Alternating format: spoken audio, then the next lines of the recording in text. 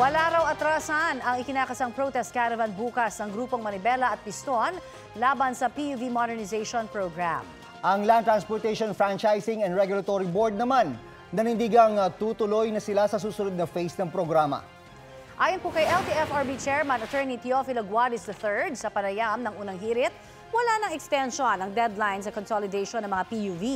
Mahigit 90% na anya ang consolidated o ang kabilang sa mga kooperatiba o korporasyon sa 23,000 aktibong jeep sa rehiyon.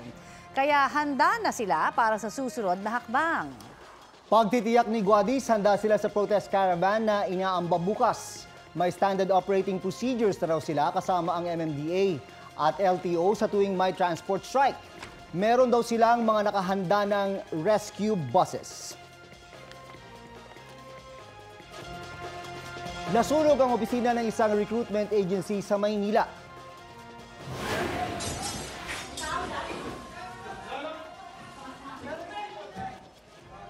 Nagtulong-tulong ang mga tauhan ng Barangay 694 para apulahin ang apoy na tumupok sa opisina sa Agoncillo Street sa Malate. Tumawag din daw sila ng mga bumbero. Napula ang sunog matapos ang 30 minuto.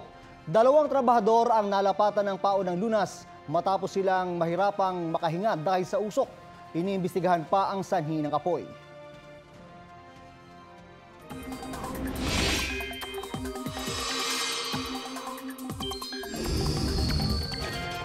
Mga kapuso, ramdam sa Metro Manila at ilang karatig lalawigan ang malamig na simoy ng hangin. Muli kasing lumalakas ang hanging amihan o ang northeast monsoon.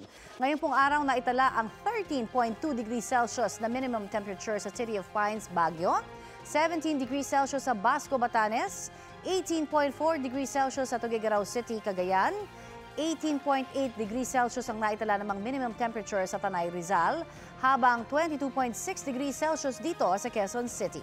Ayon sa Pag-asa, apektado ng hanging amihan ang buong Luzon at malaking bahagi ng Visayas. Inaasahang magpapatuloy ang amihan sa linggong ito base sa datos ng Metro Weather.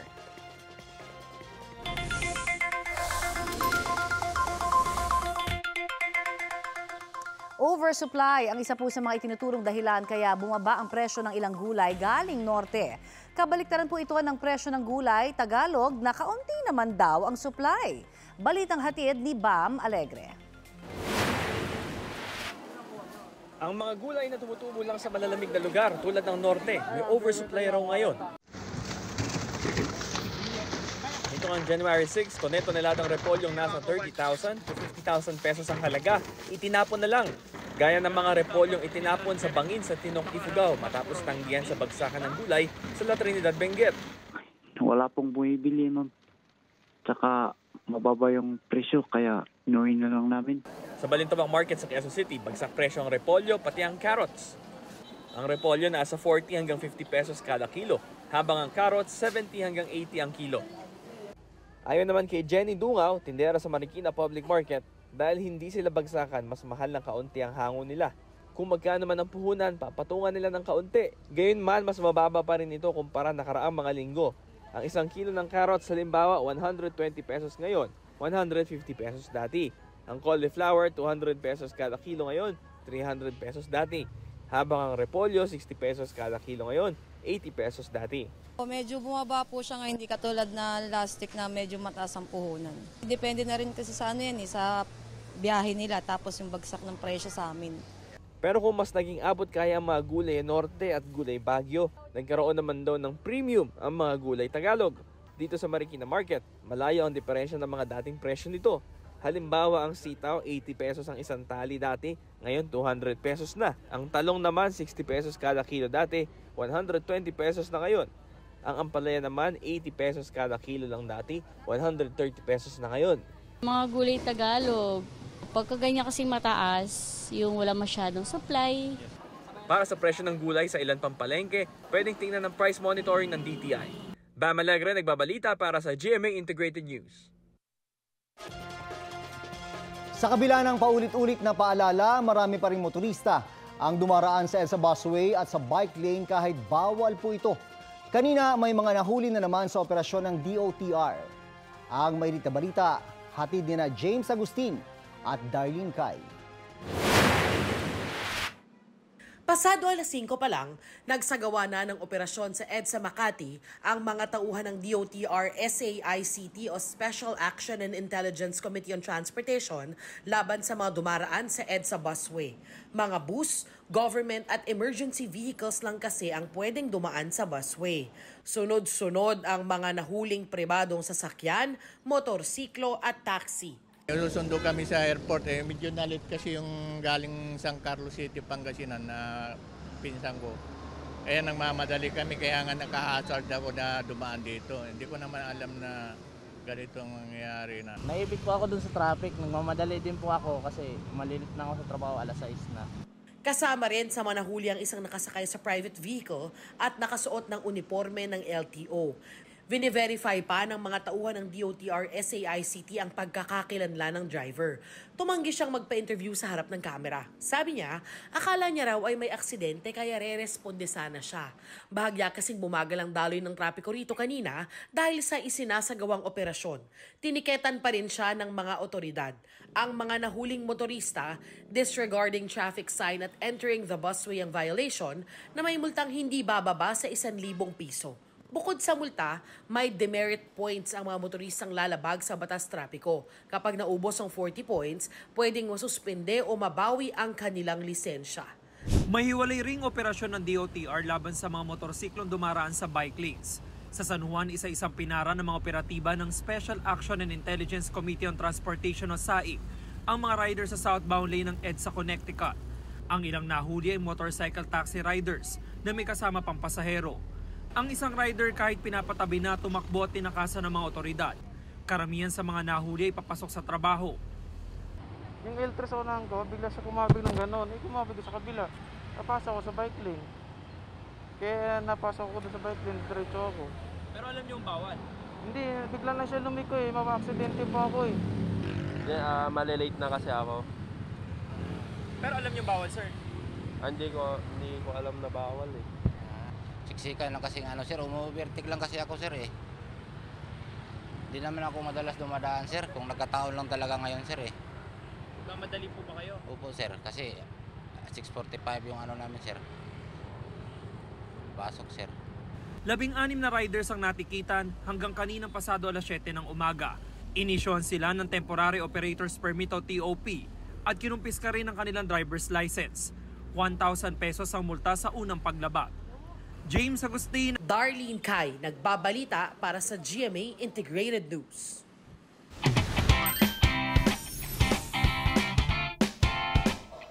Namayani ang husay sa billiards ng dalawang Pinoy sa 2024 Chinese Taipei 9-Ball Open Championship sa Taiwan. Mismong ang mga Pinoy na sina Carlo the Black Tiger Biado at Bernie Lil Princess o Prince Regalario ang nagtapat sa finals. Sa huli, si Biado ang itinanghal na kampiyon sa score na 13-7. Second place naman si Regalario. Good job! At congratulations sa sportsmanship ng ating Pinoy billiard players. Heto na ang mabibilis na balita. Dalawang sugatan ng bumangga ang sinasakyan nilang motorsiklo sa isang kotse sa Kawayan, Isabela. Sa CCTV video, kita ang pulang sasakyan na papasok ng National Highway. Dire-diretso ang motorsiklo sakay ng dalawang sugatan. Bago makaliko ang sasakyan, doon na bumangga ang motorsiklo. Nagkaarigluhan naman ang dalawang panig at naipagamot na ang mga sugatan. Sugatan ng isang Indian national matapos barilin ng dalawang hindi pa nakikilalang salarin sa Sagay, Negros Occidental. Sa investigasyon, kararating lang sa bahay ng biktima sakay ng kanyang motorsiklo. Biglang lumabas mula sa madilim na bahagi ng kalsada ang riding in tandem. Bumaba ang isa sa kanila at binaril ang dayuhan. Nagpapagamot sa ospital ang biktima. Inaalam pa ang motibo sa krimen at pagkakilanlan ng mga salarin.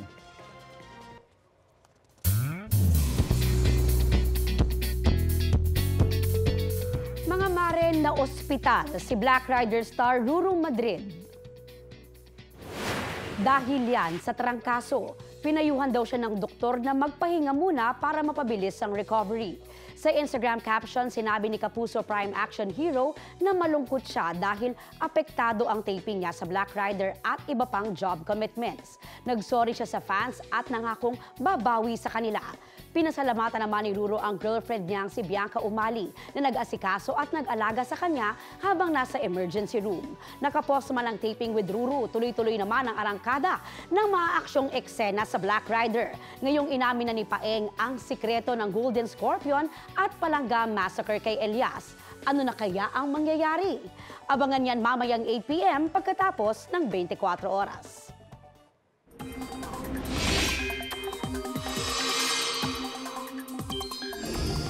Mga kapuso, ilang bahagi po ng bansa ang inuulan ngayon dahil sa shear line ayon sa Pag-asa.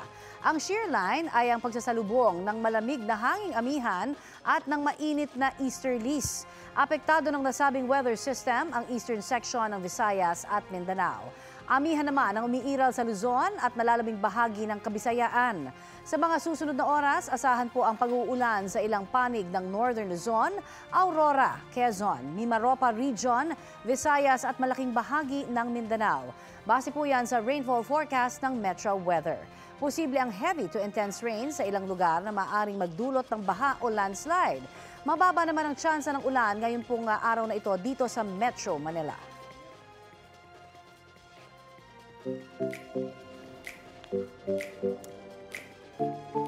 Gusto nyo bang maging piloto for a day? Sa Mandaluyong kasi binuksan ang kauna-unahang recreational flight simulator facility sa Pilipinas. Balitang hatid ni Jamie Santos. Nangarap ka rin bang makapagpalipad ng eroplano? Pwes, pwede nang hindi lang eroplanong papel ang iyong paliparin. Dahil ngayon, binuksan na ang kauna-unahang recreational flight simulator sa bansa. This is an avenue para to check, may passion ba talaga ako maging piloto? So instead of paying millions, you can just pay below 10,000 para at least maramdaman nyo just to fly, get to feel what it's like to be an airline pilot. Pagpasok, may check-in counter. Aircraft fields talaga dito dahil may pa-jet bridge na hanggang control room. Check. Meron yan dito. Pwede mo nang tuparin ang iyong dream maging pilot dahil pwede ka maging airline pilot for a day gamit ang kanilang Airbus A320 flight simulator. Mararanasan mong maupo sa cockpit ng eroplano at makapag-operate ng iba't ibang gears at buttons para makapagpalipad at landing ng eroplano. Meron kami mga flight coaches na they are given a training para bigyan yung mga, especially mga zero knowledge, yung mga aspiring pilots, frustrated pilots. Natuturuan talaga namin sila just the basic how to fly the plane, how to move the plane, how to maneuver the plane. Galing United Kingdom ang flight simulator. Mismong si Defense Secretary Gilbert Teodoro na isa ring piloto ang nagpasinaya. Sa mga nais sumubok, pwedeng mamili mula sa 30 to 120-minute session kasama na ang pre- and post-flight briefing sa halagang mahigit 8,000 piso. Jamie Santos, nagbabalita para sa GMA Integrated News. May ikinakasang protest caravan ang mga grupong Manibela at Piston bukas. Kontra po yan sa PUV Modernization Program. Para sa update, nakasalang sa Balitang Hali si Office of Transportation Cooperatives Chairman Andy Ortega. Magandang umaga at welcome po sa Balitang Hali.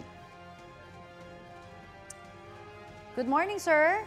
Ay magandang umaga, June and Connie. Good morning sa inyo. Opo, ano ho ang paghahanda ng inyong tanggapan para sa ikinakasang protest caravan ng ilang transport group bukas? Kontra pa rin po ito sa PUV Modernization Program. Nakailang protesta na rin naman yung mga grupo. So sanay na rin naman yung ating government on how to handle yung karapatan nila na magprotesta. So yung DOTR, PNP, MMDA, and the other LGUs, we will just have to monitor yung kanilang magiging action tomorrow. So tuloy lang naman ang mga pasada ng ating mga drivers sa kanilang mga rutas tomorrow. Ano pong phase or stage ng jeepney modernization na ba ang tinututukan ngayon ng DOTR, sir? Yeah, tapos na yung ating number 1, no, yung consolidation. After how many tries, no, talagang nag-end na. Mataas ang numero ng na-achieve natin sa consolidation. So next phase natin is yung mga route rationalization sa tulong ng LGUs, and then eventually yung talagang pagmamodernize na ng ating mga vehicles. So tuloy-tuloy lang po yung step ng programa ng ating government, Connie. Apo. Sir, umaasa ang grupong Manibela na magkaroon daw sana ng pagdinig sa Kongreso para mairekomenda kay Pangulong Marcos na extend ang validity ng franchise ng PUV operators at drivers na hindi nakapag-consolidate. Ano po yung masasabi niyo rito? Alam mo, yung Pangulo natin made a decision noong December 12. Nung nakuha niya ang lahat ng impormasyon, tamang impormasyon, ang status ng programa, made the decision na talagang final na yung December 31 consolidation. At ang utos sa amin, ituloy na natin yung programa which we are doing. So yung grupo po na medyo pumunta na po sila sa Supreme Court. So respetuhin nila lang po natin ang proseso. But the program continues po. Yun na nga rin po yung follow-up question. Labag ba talaga sa batas yung pag-revoke sa prangkisa ng mga hindi nakapag-consolidate? Amin na-raise po na two issues sa Congress po. And yung ating DOTR legal, meron na pong hinahandang sagot. It's a matter of legal question, ngunit confident po tayo sa DOTR na legal po yung ginagawa natin and we will just have to respect yung mga sinasabi ng ating mga kaibigan po.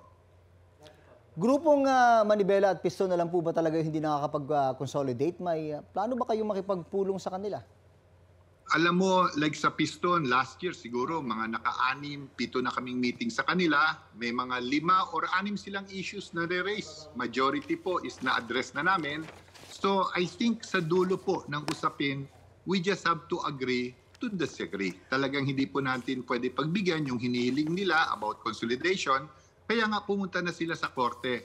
I think that's a proper venue sa kanilang concern. Ngunit sa usapin po, talagang marami na kami naging usapan at hanggang doon na lang po, we now have to concentrate sa big majority ng mga transport sector na sumama sa programa and we will have to pursue this dahil kailangan na po ito ng ating mga mananakay. Naghihintay na po sila ng ating programa. Opo. At ito ho, kanina nakausap din natin sa radyo si Camo Di Floranda ng Piston at nabanggit niya na hindi talaga sila tatalima kung manghuhuli kayo sa katapusan po ng buwan na ito dahil hindi sila nakapag-consolidate.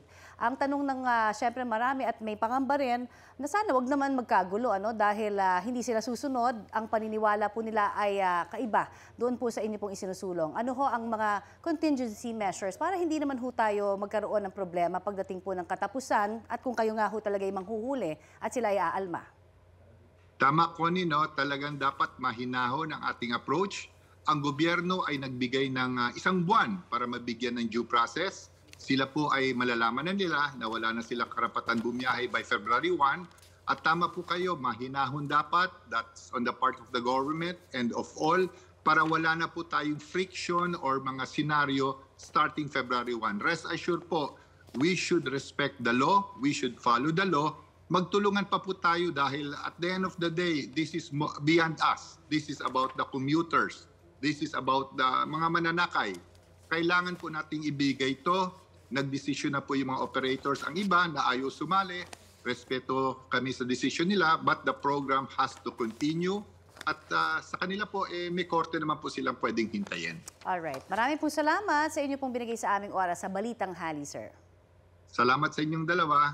Good morning. Good morning, sir. At yan po si Office of Transportation Cooperatives Chairman Andy Ortega. Walang patid na pag-agos ng lava sa isang lugar sa Southwest Iceland. Kasunod yan ang pagsabog ng isang bulkan doon. Ang lava nakarating na sa isang bayan. Ilang bahay na ang nasunog. Una naman ang inilika sa mga residente roon. Ayon sa kanilang presidente, posibleng madamay ng lava ang ilang infrastruktura. Wala pa namang naitatalang aberya sa mga biyahe ng pampublikong transportasyon.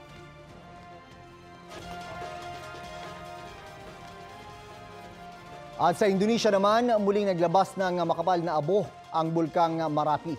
Mula sa malayo, makikita ang makapal na usok na nagmumula sa bulkan. Kumalat ang abo niyan sa mga kalapit na bayan, kaya ang mga kabahayan, palayan at mga sasakyan na balot ng abo. Matapos ang pagbuga ng bulkan, dumagsa ang mga residente sa klinik doon para magpa-check up. Nagbabala naman ang mga otoridad sa posibleng pag-agos ng lava sa mga ilog at lambak. Pinalikas na rin ang mga residenteng malapit sa danger zone. Namigay naman ng mga otoridad ng face mask sa mga tao. Nitong Disyembre lang, nang sumabog ang bulkan na ikinamatay ng 20 tao. Nangako ang President-elect ng Taiwan na si Lai Ching-te na dedepensahan ng kanyang pamahalaan ng bansa laban sa pananakot ng China. Sabi ni Lai, pananatilihin niya ang kapayapaan sa bansa pero determinado siyang maprotektahan ito mula sa mga banta ng China. Gayet ng Foreign Ministry ng China, hindi mababago ng resulta ng eleksyon na bahagi ang Taiwan ng kanilang bansa. Posible rin daw na magkaroon ng kasarinlan ang Taiwan. Kinundin na rin ng China ang mga bumati sa Taiwan. Anila, dapat sundin ang One China policy. Kabilang ang ating Department of Foreign Affairs sa mga sumusuporta sa pulisiyang ito. Balik po tayo sa mga balita sa bansa. 2 milk tea shop ang tinarget sa magkahiwalay na nakawan sa Quezon City at Bulacan. Yung sa Bulacan, isang makina pa ang tinangay. Balitang hatid ni James Agustin. Mag-aalas 6 ng umaga kahapon nang mahuli kamang isang lalaki na itinataas ang roll-up door ng isang milk tea shop sa barangay Kaypombo, Santa Maria, Bulacan. May dalang flashlight ang lalaki at unang tiningnan ang kaha ng mapasok ang tindahan. Hinalughog niya ang iba pang gamit. Sa isa pang anggulo ng CCTV, tuloy ang paghahanap niya hanggang tinangay na niya ang isang machine. Kwento ng may-ari na diskubre lang niya ang pagnanakaw na may magpadala ng mensahe sa social media page na nakakita na nakabukas ang milk tea shop. Pagdating doon ng misis ko, nung binibiyok sila sa live, naka-scattered na yung mga gamit sa loob. Tapos yung sealer nga nawawala kasi yun lang ang nakuha yung cup sealer. Tapos yung ibang mga gamit sa loob sa may barista area, nakalaglag kasi nga nagalungkat sila ro. 2 raw ang salarin. Ang isa yung nahuli kam na pumasok sa tindahan habang nagsilbing lookout ang isa pa. Sinira nila ang padlock na nakakabit sa roll-up door. Nai-report na ang insidente sa mga otoridad. Malamang, dati na silang customer sa amin na bumili tapos siguro nagmamatyag kung paano sila mag-ano sa loob pag nakapasok. Masda naman ang lalaking ito na nakatambay sa labas ng isang milk tea shop sa barangay Ramon Magsaysay, Quezon City. Nagunat-unat pa siya na tila kumukuha ng tiyempo. May kinuha sa baywang hanggang sa tuluyan niyang masira ang padlock ng pintuan. Sa isa pang anggulo ng CCTV, kita na nakapasok na siya sa tindahan. Binuksan ang drawer malapit sa kaha. Ilang minuto lang ay natangay na niya ang 5,000 piso. Ang pagnanakaw na diskubre raw ng isang empleyado. Laking gulat daw niya nang inabutan nakabukas na ang pinto at patay ang ilaw sa loob. Akala ko po, nasa loob ng aking kasama. Pagpasok ko po, nakita ko nga po, nakabukas na po yung cabinet namin na pinaglalagyan ng pera. Yun po, natangay po yung mga nakaraang araw namin na benta. Iniwan pa ng salarin malapit sa kahang sinirang padlock at ginamit na screwdriver. Tingin ng empleyado naging customer na rin nila ang salarin. Kitang-kita po sa CCTV kung paano po siya dumiretso po dun sa lugar po na pinaglalagyan namin ng benta po namin. So parang natiktikan niya na po na, ayun nga po, iniwan na lang po niya. Then lubos po siya, nakabukas na lang din po yung pinto. Nai-report na ang insidente sa QCPD Station 15. Patuloy pang nagsasagwa ng follow-up operation ng pulisya. James Agustin, nagbabalita para sa GMA Integrated News.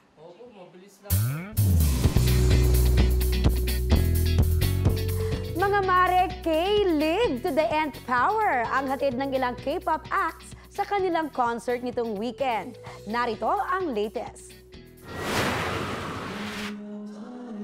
Sinalubong ng hiyawan si GOT7 member Mark Tuan ng Filipino fans sa kanyang first solo concert dito sa bansa na The Other Side, na bahagi ng kanyang Asian tour. Ipinakita ni Mark ang kanyang singing, dancing, and rapping skills.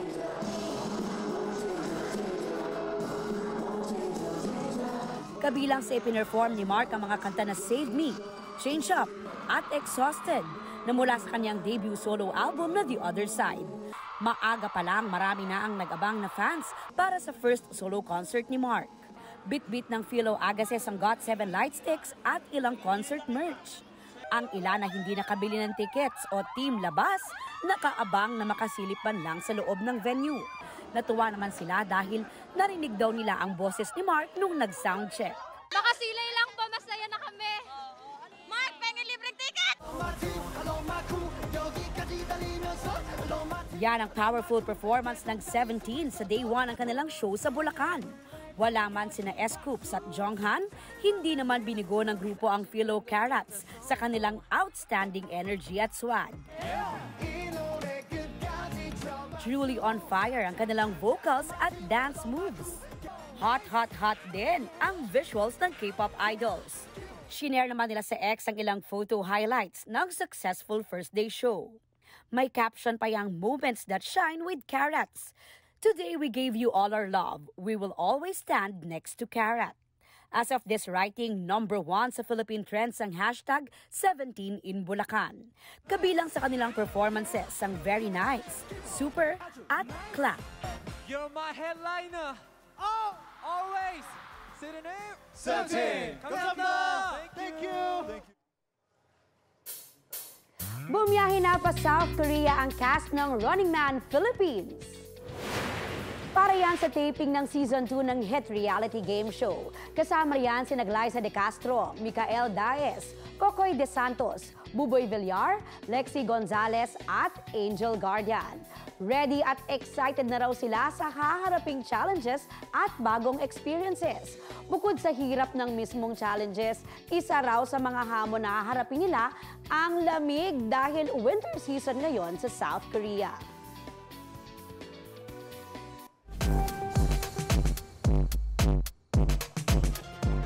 Sa mga naghahanap po ng trabaho abroad, kinakailangan ngayon ang Pinoy skilled workers sa Middle East. Kabilang po dyan ang electrician o electrical mechanics. Ang Germany, naghahanap na rin po ng skilled workers. Kabilang po rin sila sa pinirmahang Joint Declaration of Intent ng Pilipinas at Germany. Ayon sa Department of Migrant Workers, good news yun para rin sa mga training school at mga gustong makapag-abroad. Sa ngayon, tanging mga nurse ang ipinapadala ng bansa sa Germany. Abangan daw ang abiso kaugnay sa mga skilled workers.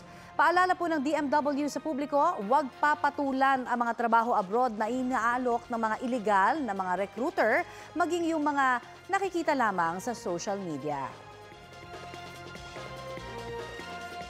Mabibilis na balita po tayo. Nasunog ang isang pampasaherong bus sa bayan ng Santa Elena sa Camarines Norte. Sa ulat ng Bureau of Fire Protection doon, patungo sana sa Paracale ang bus. Inaalam pa ang sanhi ng apoy. Wala namang sugatan o nasaktan sa insidente. Sa Quezon naman, sinampahan ng reklamong murder ang isang lalaki matapos patayin ang isang batang babae sa Sariaya nitong January 6. Kasama ng biktima ang kanyang pinsan na dukot, mabuti at nakatakas siya. Sabi ng suspect, manika ang tingin niya sa mga bata kaya niya nagawa ang krimen. Mahaharap daw siya sa reklamong frustrated murder. Habang hinihintay ang resulta ng assessment sa suspect, nakadetain siya ngayon sa estasyon ng pulis.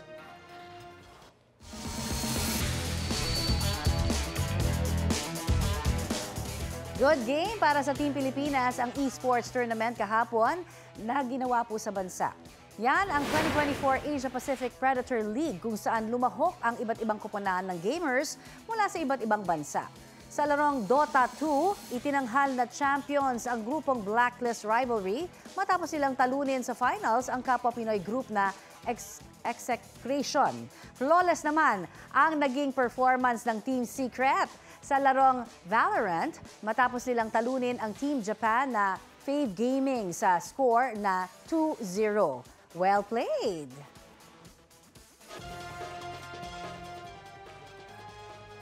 Umalma ang Chinese Defense Ministry sa pagsasagawa ng Pilipinas ng joint patrols para magsimula umano ng gulo sa South China Sea. Kasunod yan ang joint patrols ng Armed Forces of the Philippines at ng US Indo-Pacific Command sa West Philippine Sea noong Nobyembre. Sabi ng Chinese Defense Ministry, ginagamit lang ng Pilipinas ang joint patrols para makisali nila ang ibang bansa sa tensyon sa South China Sea. Hinihikayat nila ang Pilipinas na itigil ang anilay irresponsableng pagpapalaki sa sitwasyon. Bago niyan, iginiit ng Chinese Foreign Ministry na walang karapatan ang mga non-regional country na makialam sa pinagtatalunan ng Pilipinas at China.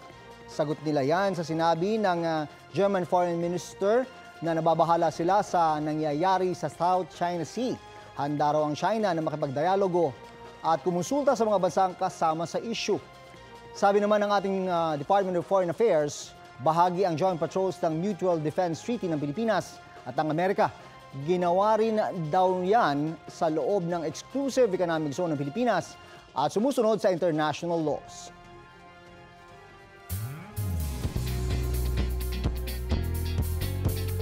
Matapos ang success ng Arabella, muling magsasama sa isang kapuso serye sina Camille Prats at Shane Sava. Ang latest hatid ni Maring Katatibayan.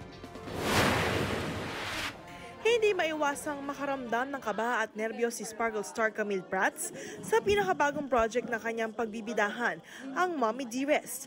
Ang role niya bilang Olive may pinagdaan ng matinding mental health issue. Kaya ko ba? Kasi it's very out of my comfort zone. But then I realized, after being in the industry for quite a while, parang nakaka-excite ding isipin na meron namang ibang klaseng project na pwedeng magawa. Ang Mommy Dearest ay isang intense drama series tungkol sa extreme na pagmamahal ng isang ina sa anak. Ang labis na pagmamahal, ikabubuti pa ba ng isang anak? Ang anak ni Olive na si Mookie ay bibigyang buhay ng young actress na si Shane Sava. After the drama series Arabella, magsisilbing reunion project ni na Camille at Shane ang Mommy Dearest. Halo-halong emotion, parang love and then anger and then ang dami. Parang, alam mo yun, paano mo kakagalitan yung isang tao na mahal mo? Parang, ang hirap. Kasama sa serye si Katrina Halili na maninibago raw ulit sa api-apihang role. Yung malaking adjustment. Alam mo bakit? Medyo nasanay na kasi ako sa action. Na konti lang yung lines, more on action lang. And then, ito na naman ang haba ng mga linya, tapos ang daming iyakan. Siyempre, tinanong na rin namin ang cast ng Mommy Dearest kung ano ang kanilang bucket list this 2024. I wanna dance more. Yun siguro, Mars. Kasi that's something that I've always loved doing as a child. Pagiging active, like treadmill, ganun, cardio lang. Yun lang yung gusto ko ibalik. Gusto ko rin yung magbuhat ba, yung sa gym. So, yun. Pagandahin yung katawan, mas maging fit and healthy. Lagi ako nagpe-play ng mahirap na best friend or ganito, ganyan. Gusto ko naman yung social na maldita. Gusto ko din mag-learn mag-drive. Instant connection naman ang magka-love team na sina Shane Sava at Prince Carlos na parehong adventurous. I wanna travel too. Mahilig ako mag-travel, outside the country, States, Japan. And ayun, adventurous din ako, so never pa ako nakapag-hike. Gusto ko matry yung, kunyari, mag-hiking. Gusto ko nga matry mag-comedy or action. Katatibayan nagbabalita para sa GMA Integrated News. Samantala, eto mga kapuso, ano ba ang travel goals ninyo ngayong pong 2024? De que naman, gusto nyong isama riyan, ang Pelemen. Ganun ba?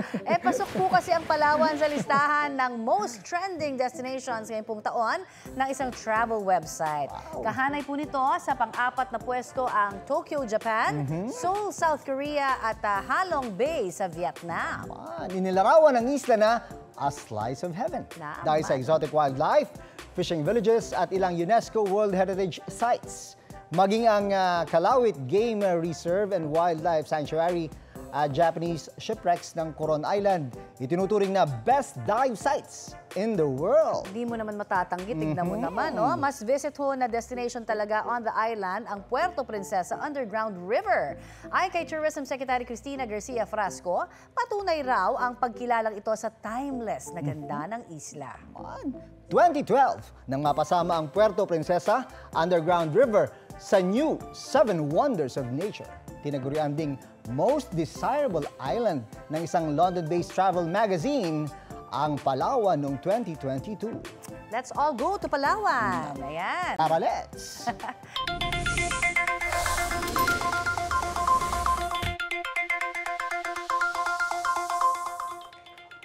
Mga kapuso, may nakaamba ulit na pagtaas sa presyo ng oil products bukas. Sa anunsyo ng Clean Fuel, tataas ng 90 centavos kada litro ang diesel. 30 centavos naman ang dagdag sa gasolina. Wala pang anunsyo ang ibang oil companies.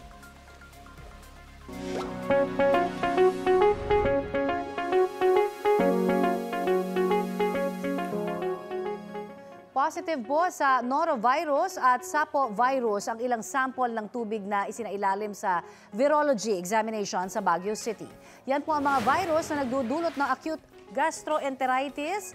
Ayon kay Dr. Celia Brillantes ng City Health Services Office, nagtatagal lamang ng hanggang 3 araw ang dalawang virus. Sa ngayon po ay patuloy ang pagbaba ng mga naitatalang kaso ng acute gastroenteritis doon. Ilang establishmento naman ang binigyan ng cease and desist order matapos magpositibo ang kanilang water sample sa fecal coliform na nagdudulot ng sakit sa tiyan. Tatagal ang kautusan hanggang sa pumasa sila sa virological testing. Ayon sa City LGU, pinapabilis na nila ang investigasyon para matukoy ang sanhi ng gastroenteritis outbreak doon kung saan ilang residente na nga po ang nakaranas ng pananakit ng tiyan at diarrhea.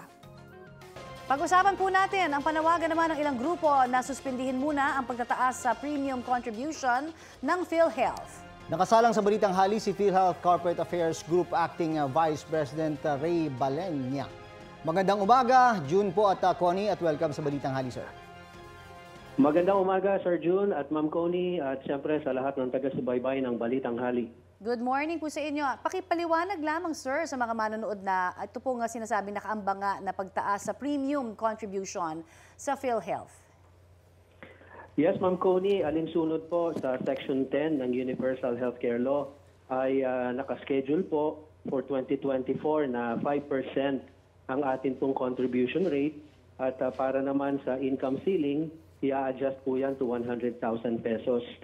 So ito po ang ito'y huli na contribution adjustment na nakaschedule sa nasabing batas sapagkat kung titingnan po natin sa UHC law ay for 2025 ay ito na rin po ang ipapatupad na contribution rate. Siyempre po, bawat patupad ng taas, no, na babayarin, dapat meron din kaakibat daw na mga serbisyong bago para po sa inyo pong mga miyembro. Meron ho ba tayong mga nakalinya na for this year? Ayo po, Ma'am Connie, no, makakaasa yung mga kababayan natin na mas bubuti at mag-i-improve ng husto ang ating coverage, no, ng health insurance under PhilHealth. Para po sa taong ito ay ipagpapatuloy natin yung pag-rationalize ng mga ilang conditions na talagang napakabigat, no, para sa mga pasyente. Last year, sinimulan na natin ito, Ma'am Connie, sinimulan natin sa stroke at sa high-risk pneumonia. So yung tatlong ito ay on average 150% yung naging increase. Itutuloy po natin yan sa ilang conditions this year, and the rest of our case rates will be subjected to as much as 30% na pagtaas, no? So mararamdaman yan ng mga kababayan natin. Okay, pero alam niyo ho, yung Migrante International ay isa po sa mga talagang umaaray at umaalma ho dito dahil hindi naman daw nagagamit ng mga OFW nating kababayan itong PhilHealth dahil ang sakop lamang nito is locally, hindi naman to pwedeng magamit internationally. Meron ho ba kayong mga gagawing hakbang para matugunan po itong problema nila? Ma'am Connie, lubos nating nauunawaan at nire-respeto siyempre yung posisyon ng atin pong mga kababayang OFWs. Pero bilang pagtatama lamang sapagkat yung ating PhilHealth benefits ay pwede pa rin nating ma-avail yan, no? Kahit na tayo ay sa abroad na confined. Maaari po yan na reimburse dito sa Pilipinas. At ang kagandahan po dito, Ma'am Connie, yung mga declared dependents nila na nandito sa Pilipinas, magagamit din yung kanilang PhilHealth coverage. Kaya yan pong advantage na meron pong PhilHealth coverage ang ating mga OFWs. Okay. Related po dun sa question ni Connie about OFW, pwede bang gawing optional ng PhilHealth coverage para sa mga OFW? Suggestion po ito ng grupong Federation of Free Workers, sir. Opo, Sir June. Sa batas po kasi ay talagang lahat ng Pilipino automatic members ng programa. So talagang dapat lahat tayo ikasama para maging malakas, no, yung atin pong programa at ang ating pondo matugunan yung pagkakasakit ng ating mga miyembro. So walang sinasabi sa batas na optional, no, yung membership sa PhilHealth sapagkat dineklara na po lahat ng Pilipino automatic miyembro po ng programa. Okay, maraming salamat po PhilHealth Corporate Affairs Group Acting Vice President Ray Balenya. Maraming salamat po at mabuhay po kayo. Na-turnover na kay bagong Finance Secretary Ralph Recto ang pamumuno sa Kagawaran. Nagkaroon ng turnover ceremony sa Recto at si dating kalihim Benjamin Jokno ngayong umaga. Sinundan niya ng mga briefing kasama ang iba't ibang pinuno ng Kagawaran. Itong Biyernes, nanumpa bilang bagong Finance Secretary si Recto. Samantala, magsisilbing Monetary Board member ng Bangko Sentral ng Pilipinas si Jokno.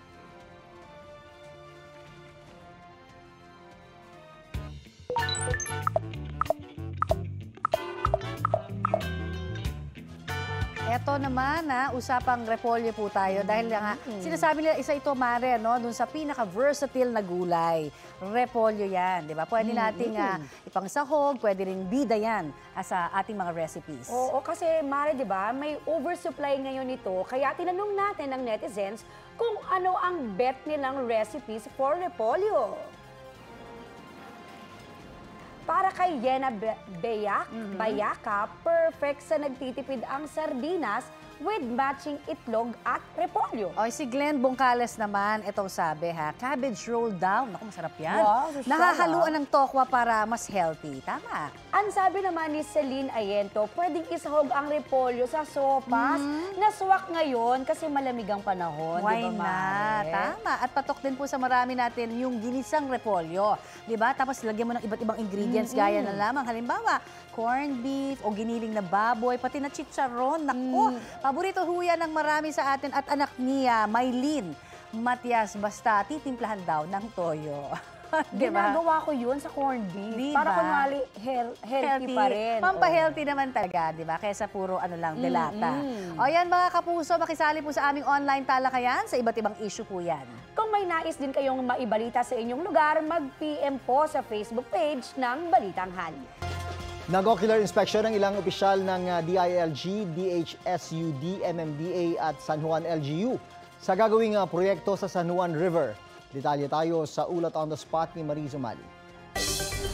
Mariz! June, 3-in-1 ika nga yung bubuong proyekto dito sa bahaging ito ng San Juan na inspeksyon ng ilang kagawaran ng gobyerno at ng lokal na pamahalaan ng San Juan ngayong umaga. Ipinakita ni San Juan Mayor Francis Zamora ang naipatupad ng 10-meter easement mula sa ilog ng San Juan para sa planong neighborhood upgrading project beautification ng San Juan.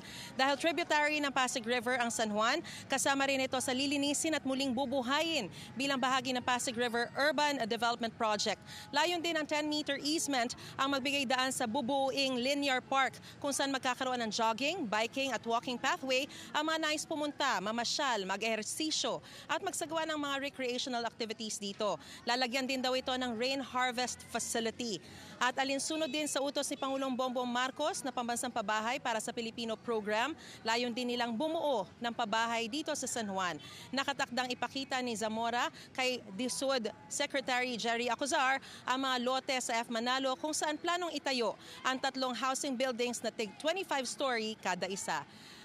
June, nangako naman ang lokal na pamahalaan ng San Juan na magkakaroon ng staging area o yung pansamantalang lilipatan ang mga informal settler na maapektuhan habang tinatayo yung mga housing unit dito. At yan ang pinakasariwang balita live mula rito sa San Juan City. Balik sa iyo, June. Maraming salamat, Mariz Umali. At ito po ang Balitang Hali. Bahagi kami ng mas malaking misyon. Ako po si Connie Sison. Sa ngalan ni Rafi Tima, ako si June Veneracion. Kasama nyo rin po ako, Aubrey Carampel. Para sa mas malawak na paglilingkod sa bayan. Mula sa GMA Integrated News, ang News Authority ng Filipino.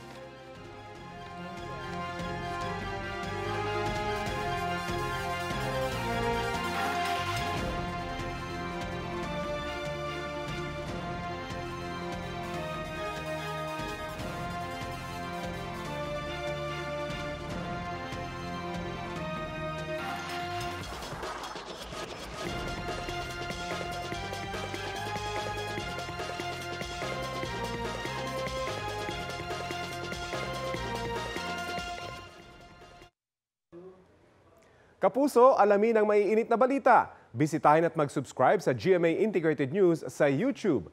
Sa mga kapuso abroad, samahan nyo kami sa GMA Pinoy TV at sa www.gmanews.tv.